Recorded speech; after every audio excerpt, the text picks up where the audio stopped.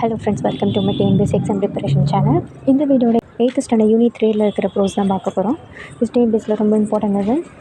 Sir Isaac Newton தி indigenous scientist means ஒரு புத்திசாலின்னு சொல்லுவாங்க. புத்திசாலியான ஒரு சயின்டிஸ்ட்டுன்னு தான் சர் ஐசக் நியூட்டன் அவர்களை சொல்கிறாங்க. இதை எழுதின ஆத்தர் வந்துட்டு நத்தானியல் ஹவுதான். இப்போ லெசன்குள்ளே போகலாம். 1642 கிறிஸ்மஸ் டே அன்றைக்கி தான் ஐசக் நியூட்டன் அவர்கள் இங்கிலாந்தில் இருக்கிற ஊல்ஸ்தோர்ப் அப்படிங்கிற ஒரு குட்டி கிராமத்தில் பிறக்கிறாரு. அவர் பிறந்த உடனே அவங்க குட்டி பேபியாக இருக்கும்போது அவங்க அம்மா அவங்கள பார்த்து என்ன நினைக்கிறாங்க அப்படின்னா, இந்த வேர்ல்டு க்ரியேஷனில் நடக்கிற மர்மமான விஷயங்கள் எல்லா பற்றியுமே நான் வந்துட்டு எக்ஸ்பிளைன் பண்ணணும்னு சொல்லிட்டு அவங்க அம்மா நினைக்கிறாங்க. ஐசக்கோட அப்பா இறந்து போயிடுறாரு. ஸோ அதனால் ஐசக்கோட அம்மா இருக்காங்களே அவங்க வந்துட்டு அவங்க மதத்துக்கு அகேன்ஸ்டாக இருக்கிற ஒரு பர்சனை வந்து அவங்க மேரேஜ் பண்ணிக்கிறாங்க. மேரேஜ் பண்ணி அவங்க நார்த் சைடு போயிடுறாங்க. ஐசக்கை அவங்க பாட்டிக்கிட்ட விட்டுட்டு போயிடறாங்க. அவங்க தான் ஐசக்கை வந்து ஸ்கூலுக்குலாம் விட்டுறாங்க. அவர் அப்புறம் ஒரு பிறந்த கொஞ்சம் வருஷத்துலேயே வந்து ஏர்லி இயர்ஸ்லேயே அவருக்கு வந்துட்டு ingenuity means the ability to invent things or creativity. அதாவது ஐசக் நியூட்டன் அவர்கள் வந்துட்டு ஏர்லி இயர்ஸ்லேயே க்ரியேட்டிவிட்டியாக கண்டுபிடிக்கிறதுல வந்து ரொம்ப ஆர்வமுள்ள மனிதராக இருக்கார். அப்படி வந்து ஒரு குட்டி குட்டி டூல்ஸ், மெக்கானிக்கல் நிறைய குட்டி குட்டி கருவிகள் இருக்கும் இல்லையா. ஸோ அந்த குட்டி குட்டி டூல்ஸ்லாம் வந்துட்டு வேறு சைஸ்லலாம் அவர்கிட்ட இருக்குது. அது வந்து அவரே தயாரித்ததான். அப்புறம் இதோட பார்த்தீங்கன்னா ஐசக் வந்துட்டு ஒரு நிறையா contribute means created or invented. அவர் வந்து நிறையா ஒரு ஆர்டிகிள்ஸ்லாம் மேக் பண்ணணும்னு நினைக்கிறாரு. அவர் வந்து அந்த மாதிரி அவர் நிறையா ஒரு ஸ்கில்லோடையே அவர் வந்து இருக்கார். அந்த ஏஜ்லேயே வந்துட்டு அவர் பார்க்குறதுக்கே வந்துட்டு ஒரு ரம்பம் ஒளியோட பிறந்த மாதிரி இருக்கார். அதாவது அவர் கையிலே அவர் தயாரித்ததை வந்துட்டு அவர் கையிலே வச்சுட்டு சுற்றிட்டு இருக்கனால அவர் பிறக்கும் போதே அப்படி பிறந்த மாதிரி அந்த அளவுக்கு சுற்றிட்டு இருக்காராம். பக்கத்து வீட்டுக்காரங்க எல்லாருமே இவர் மேனுஃபேக்சர் பண்ண திங்ஸ் எல்லாம் பார்த்துட்டு ரொம்ப வியப்படைகிறாங்க. அவரோட பாட்டி இருந்துட்டு இவரை பற்றி பேசுகிறதில்ல, சோர்வே அடையாமல், அதாவது என்ன சொல்கிறது, அந்த அளவுக்கு பேசுகிறாங்களா. எவ்வளோ தான் இவரை பற்றி பேசினாலுமே அவங்களுக்கு வந்து ஒரு சோர்வே இருக்க மாட்டேங்குது. ஸோ அந்தளவுக்கு வந்து இவரை பற்றி பெருமையாக பேசுகிறாங்க. அவன் வந்து ஒரு கேபிட்டல் ஒர்க்மேனை மேக் பண்ணுவான் இந்த நாட்களில் அப்படின்னு சொல்கிறாங்களாம். அப்புறம் வந்து என் பயம் இல்லை, அவன் இறக்குறதுக்கு முன்னாடியே ஒரு பணக்காரனாயிட்டு தான் அவன் இறப்பான் அப்படின்லாம் சொல்கிறாங்க அவங்க பாட்டி. அப்புறம் ஃப்ரெண்ட்ஸில் சில பேர் வந்துட்டு அவரோட கிராண்ட் மதத்தை apprentice means work for someone to learn skill. Isaac நியூட்டனோட ஃப்ரெண்ட்ஸில் சில பேர் வந்து அவங்க பாட்டிகிட்ட சொல்கிறாங்க, இவர் கூட ஒரு கிளாக் மேக் பண்ணுறது, வந்து கடிகாரம் தயாரிக்கிறதுக்கு சில அப்ரண்டிஸை வச்சுக்கோங்க. அப்ரண்டிஸ் அப்படின்னா கூட ஒர்க் பண்ணுற மாதிரி, அவரோட தொழில் கற்றுக்கிறதுக்காக சில பேரை வந்து வச்சுக்கோங்க அப்படின்னு சொல்கிறாங்க. ஏன்னா இவர்கிட்ட வந்து மெக்கானிக்கல் ஸ்கில் மட்டும் இல்லாமல் மேத்தமெட்டிக்ஸ் ஸ்கில்ஸும் இவர்கிட்ட நிறையா இருக்குது.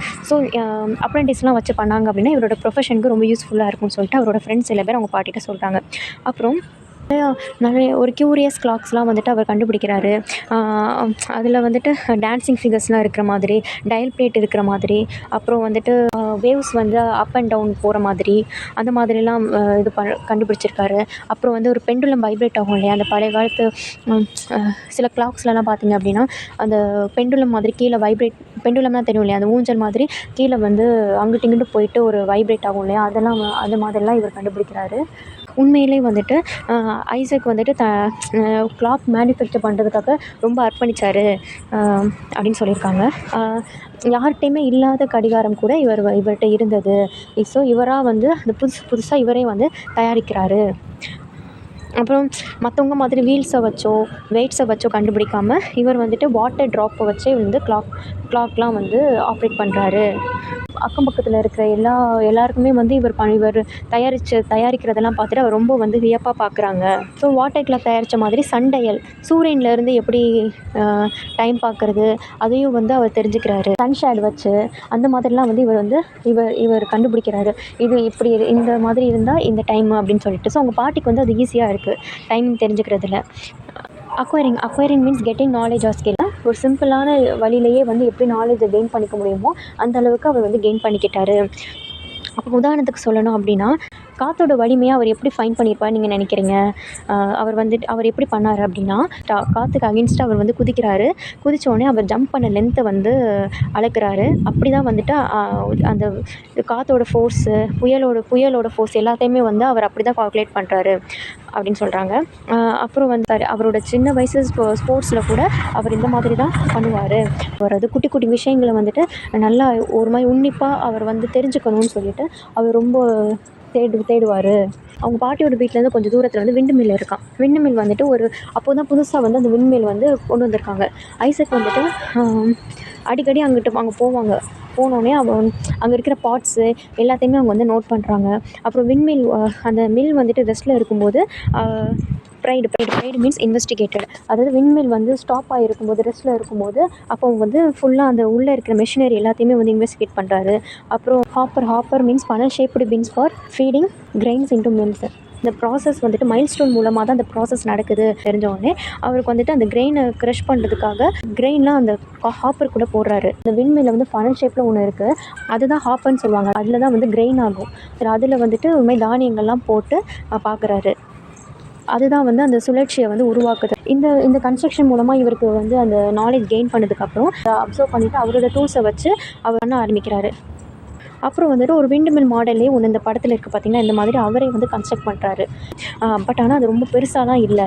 பட் ஆனால் அது பசங்களுக்கு வந்து கொஞ்சம் அது கற்றுக்கிறதுக்கு கொஞ்சம் ஈஸியாக இருக்கும். அது வந்து ஒரு எக்ஸிபிஷன் மாதிரி வச்சுக்கலாமா, அது அந்த மாதிரி இருக்குது. ஒரு பாக்ஸ் ட்ரப்ஸில் வைக்கிற மாதிரி இருக்குது அப்படின்னு சொல்கிறாங்க. ஆனால் இது வந்து இதோட மெஷினரி வந்து கம்ப்ளீட்டாக இருக்குது, லினனால் தயாரிக்கப்பட்டிருக்கு. அப்புறம் இது வந்து காற்று மூலமாக அது சுற்றுது.